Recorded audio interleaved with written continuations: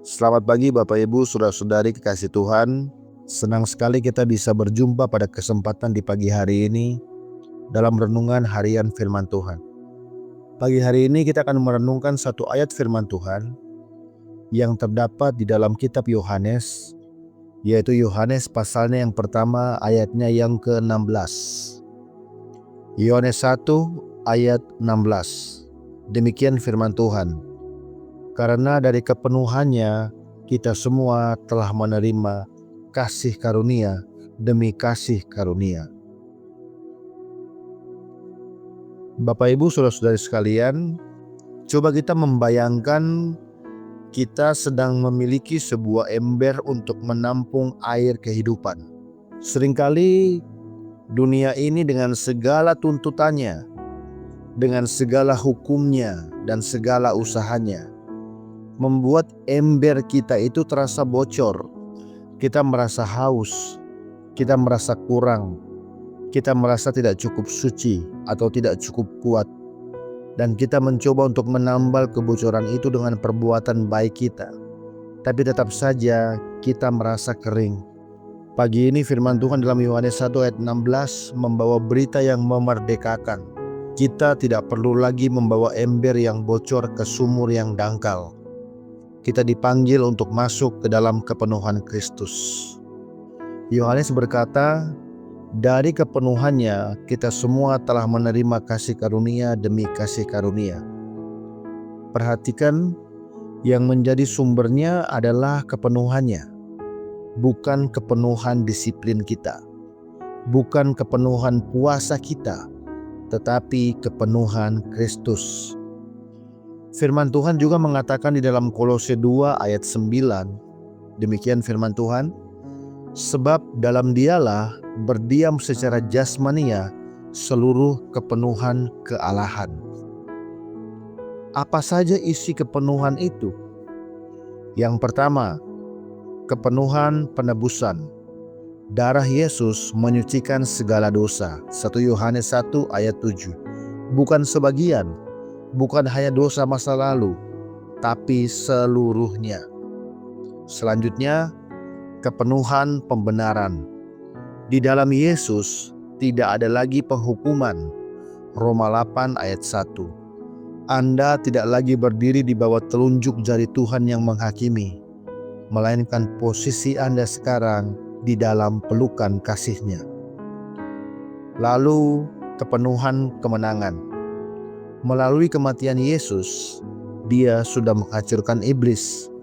Kebangkitannya memberikan kita kemenangan yang sudah final.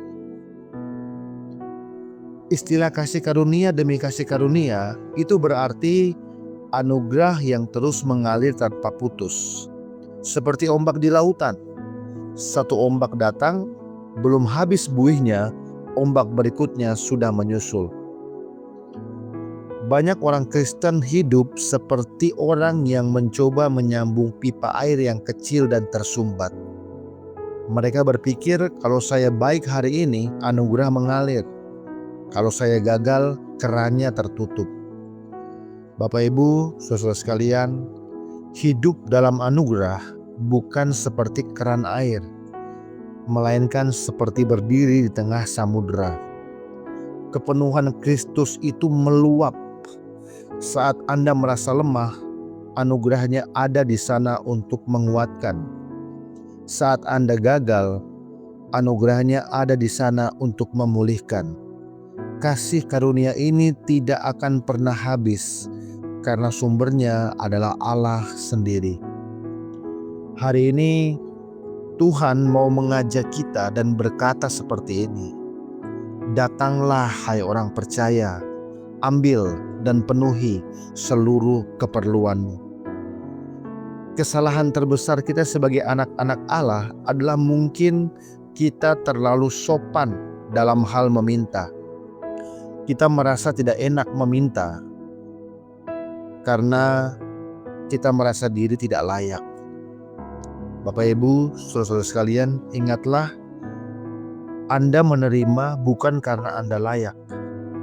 Anda menerima itu karena Yesus yang layak.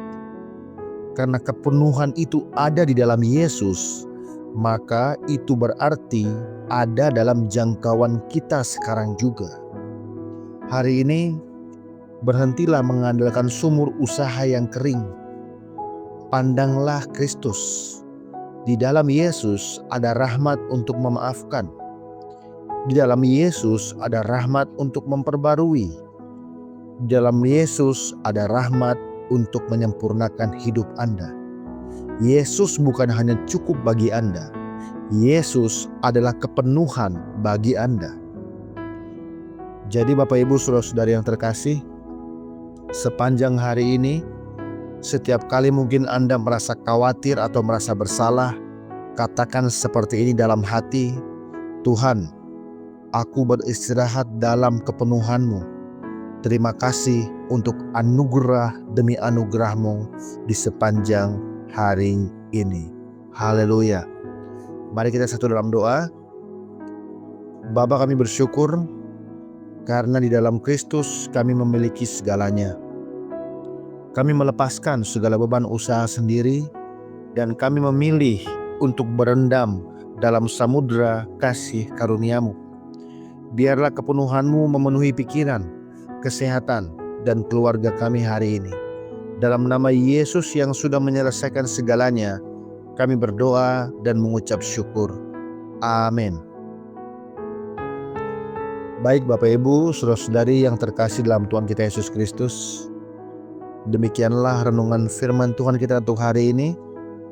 Selamat beraktivitas di sepanjang hari ini. Tuhan Yesus selalu memberkati kita semuanya.